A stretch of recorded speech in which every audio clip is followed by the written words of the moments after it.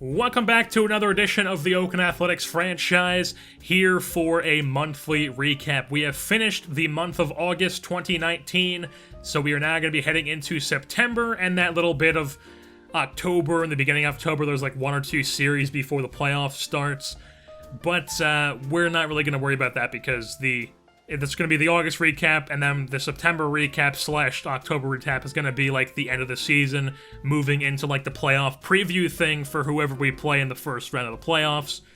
So, at the end of August, the Oakland Athletics have continued to dominate the AL West as they have a 12.5 game lead on the Los Angeles Angels, who were in second place, and a 23 game lead on the Houston Astros, who are in third place, and the A's are sitting at 86 and 43 on the season. So they have to have a pretty huge collapse here in the last month of the season to not make the playoffs.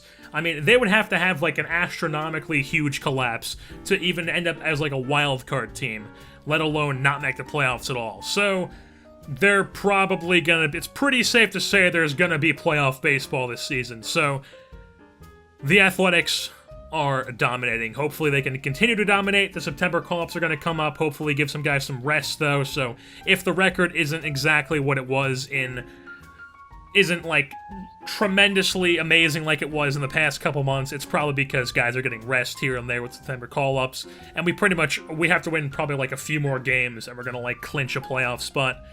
Moving on to the injuries portion of the episode, the Athletics are dealing with one injury, and that is Brady Slayton, the third baseman. He missed like the last week or two of the month of August, and he's going to be missing 1 to 2 more weeks as he has an inflamed hip and he's on the 15-day DL.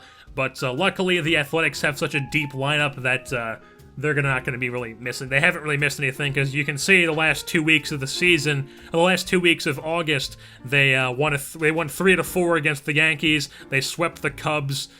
They beat the Orioles 2 games, and then there's one game to start off September. They beat Boston, they beat Cleveland. It's just they didn't really lose much. So Brady Slayton is definitely going to help out when he gets back, but the depth is definitely helping out as the Athletics didn't really lose a step without him. And hopefully in September, when they have the September call-ups, we're going to be able to give guys rest here and there, so we're going to be able to head into the playoffs at full speed, just being full rested and everything like that.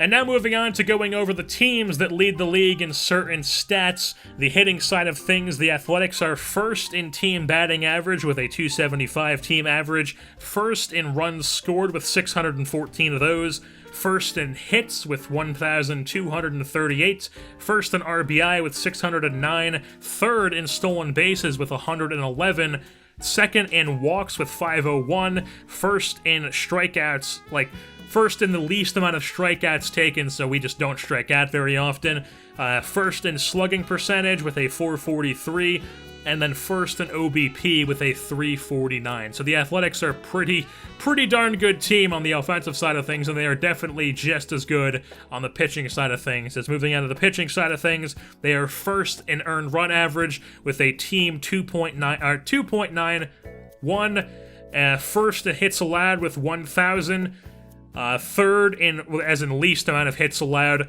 third in least amount of runs allowed with 407, first in least amount of earned runs with 378, first in least amount of walks allowed with 287, and then first in win percentage with a .667 win percentage.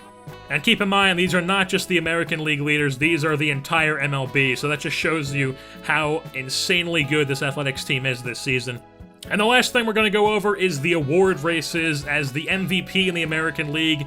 Number 1 in the race right now is Mike Trout of the Los Angeles Angels, who's just having a ridiculous season like he always does.